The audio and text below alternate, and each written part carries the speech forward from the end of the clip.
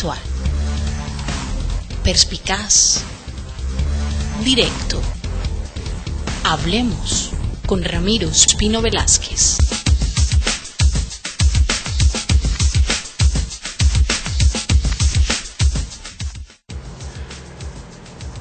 Bueno, hoy tenemos un invitado que quizá recibe muchos comentarios desde sectores políticos, sociales, por el cargo que ejerce.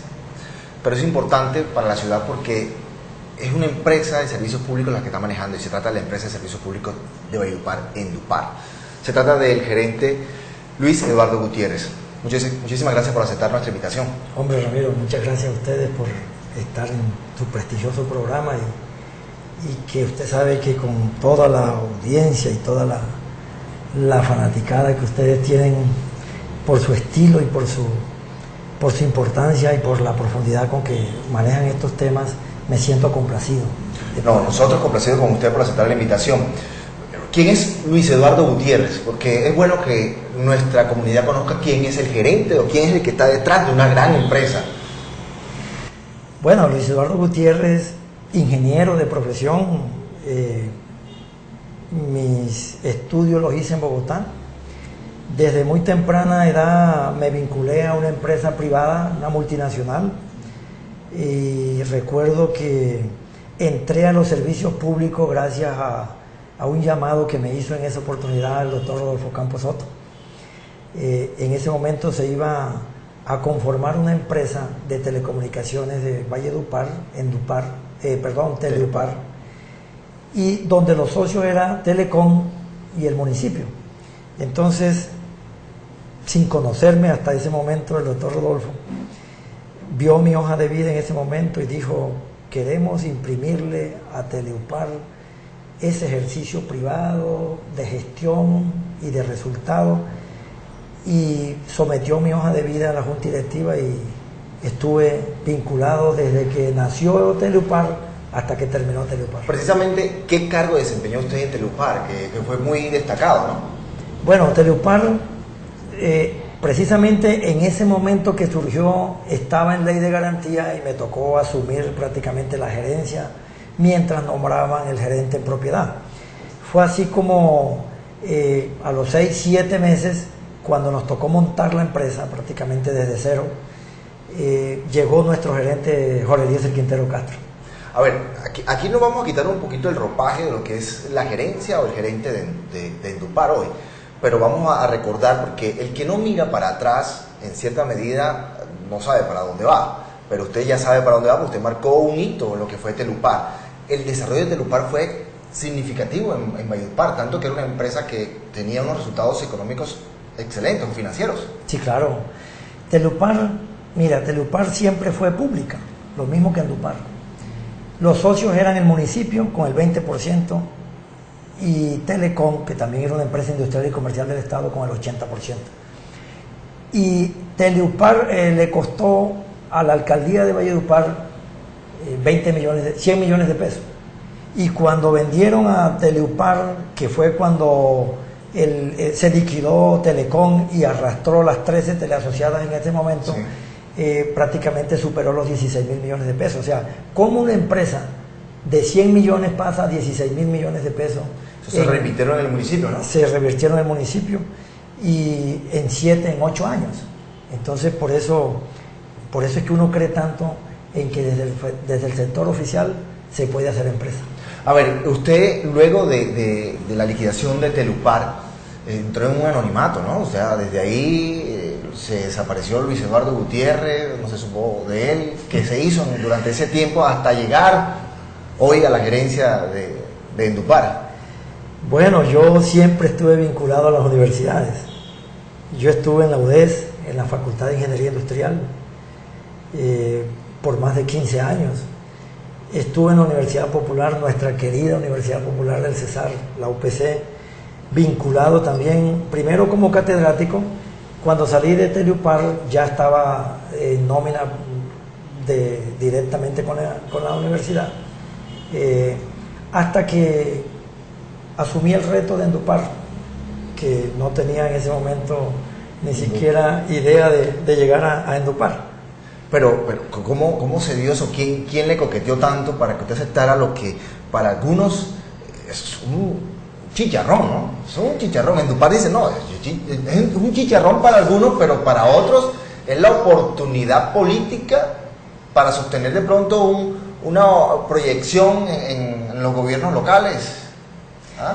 Mira, lo que pasa es que el alcalde Freddy Socarrá es un gran hombre, o sea, el hombre es, él, y lo ha dicho inclusive antes de ser alcalde, Endupar ha sido la preocupación de las últimas administraciones, y él quiso darle como ese enfoque técnico y quitarle de pronto esa parte tan política. Pero a ver, o sea, pero si yo puedo percibir que Endupar tenía un componente técnico con anterioridad, ¿no? Yo percibía de pronto de todos esos...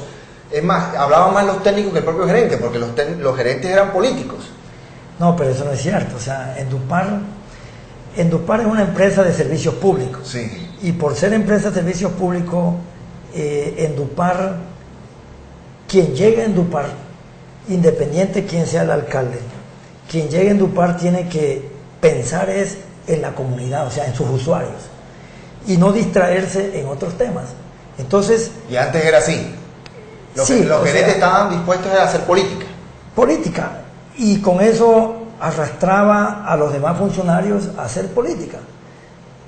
Entonces, ¿qué pasó? El grupo de personas que llegó a Endupar, mire que nosotros no llegamos atropellando a nadie. A mí me echaban los cuentos de Endupar de que cuando llegaba el gerente, el mismo día le pedía la renuncia a todo el mundo. Y en cambio, cuando nosotros llegamos, no sucedió eso. Hubo respeto y dignidad con las personas que estaban ahí. Y comenzamos a trabajar con los mismos que venían. Y en la medida en que se fue como ajustando el para dónde va uno en una empresa de servicios públicos, en esa medida se fue como depurando y reemplazando el personal de acuerdo al perfil que se necesitaba. Pero respóndame algo, ¿por qué decidió aceptar ese chicharrón? Mira, porque yo no puedo salirme del marco de la docencia, la tranquilidad. Sí, eso es un chicharrón. Lo que pasa es lo siguiente, como le decía, el alcalde Freddy Socarrá es una persona que convence. ¿Cómo me convenció el alcalde Freddy Socarrá a mí? Él estaba como haciendo el primer borrador de su gabinete y decía, vamos a arrancar por la joya de la corona, que es Endupar. Y empezó que Endupar tenía que ser una empresa que se le debiera a la ciudad y que se le recuperara con todo el desorden que había y que se le diera ese toque técnico. Yo escuchaba las palabras del alcalde, pero ni siquiera me imaginaba que podía ser como candidato de Endupar. Entonces, él me invitó a... ¿Se acuerda del proceso de empalme? Sí. Bueno, en el proceso de empalme estábamos el ingeniero Heriberto Mendoza, ducho en excelencia en el tema, José Calixto Mejía, que de igual manera fue gerente de Telupar. De Telupar y de Endupar. El alcalde lo que hizo fue reencaucharnos. El doctor José Calixto, que también fue gerente de Endupar, el ingeniero. Entonces él nos dijo, mire, en esta comisión de empalme vamos a ver qué hay ahí, porque Endupar por dentro no lo conocía nadie, sino eso era como un círculo cerrado, y nosotros comenzamos a pedir información, por ejemplo. Y la verdad es que en la comisión de empalme no logramos obtener la información. Si no la hubo nunca, el empalme nunca, o sea, se habló de empalme pero nunca hubo. No hubo empalme, o sea. No como le entregaron al gobernador del Cesar, Luis Alberto Monsalvo, que el gobernador anterior le entregó todo en bandeja de plata. No, acá fue diferente. Ajá. Acá, sobre todo las cosas bien importantes, por ejemplo, nosotros preguntábamos por los diseños de los famosos contratos de los 36 mil millones de pesos, que eso era una papa caliente, y eso era complicado. Entonces, no había diseño, ¿qué pasaba? Y lo otro era la parte del personal. La parte del personal nos mostraron una nómina, como dice, un listado maestro, pero la verdadera nómina paralela tampoco nos la mostraron. Entonces, el informe que le pasamos nosotros al señor alcalde era que a esa empresa había que hacerle una reingeniería muy profunda, sí, para que por lo menos fuera viable y que de pronto dejara de ser como una empresa de beneficencia a veces, pero también como una empresa que se la pasa rogando para que las demás entes le den para que ellos puedan hacer sus proyectos de desarrollo. Y no es justo que los impuestos se cojan para eso, sino que la misma empresa tiene que generar sus propios proyectos de inversión. Entonces, en ese orden de ideas, nos pusimos de acuerdo con el señor alcalde que la reingeniería en Endupar tenía que ser profunda. ¿Y desde ahí aceptó usted levantar la mano y jurar asumo esta responsabilidad? No, entonces el hombre me dijo, Luis Eduardo, la persona que yo tengo, que considero que debe asumir esa responsabilidad de usted. Yo le dije, no, alcalde, a mí no me mete en ese lío, porque, como dice, yo estaba en la universidad ya como más tranquilo, y entrar a Endupar significaba tocar muchos callos, muchos problemas. Entonces el alcalde me dijo una frase que me desarmó. O sea, el alcalde me dijo, no lo hagas por mí, hazlo por Valledupar. Y esa vaina me desarmó.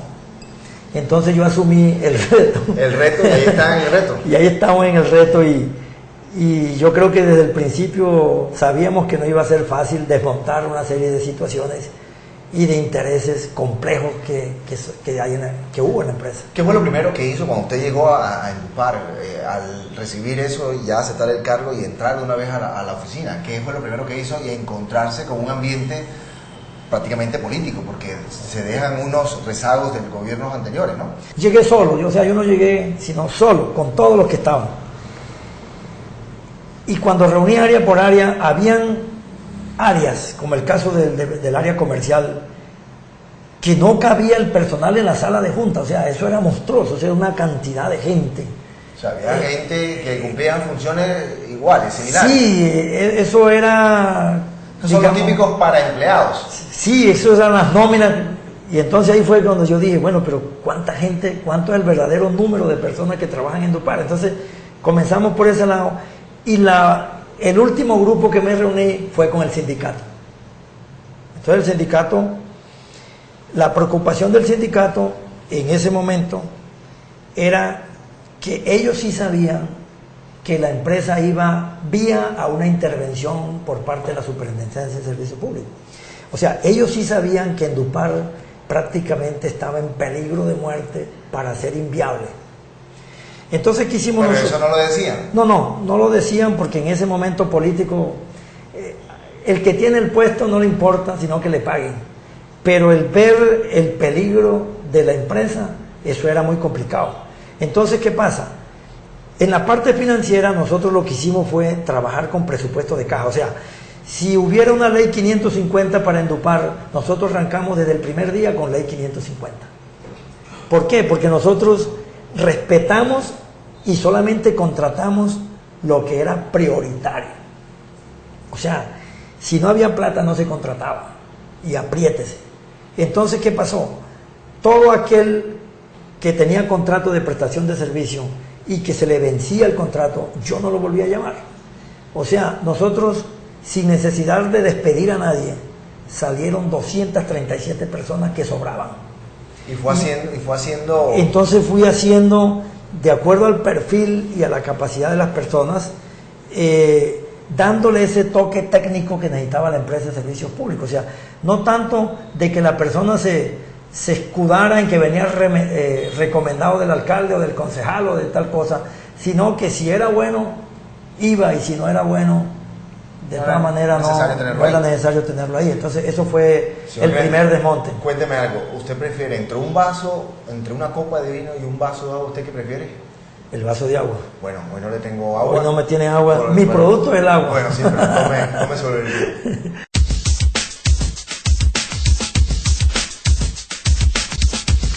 Hablemos con Ramiro Espino Velázquez.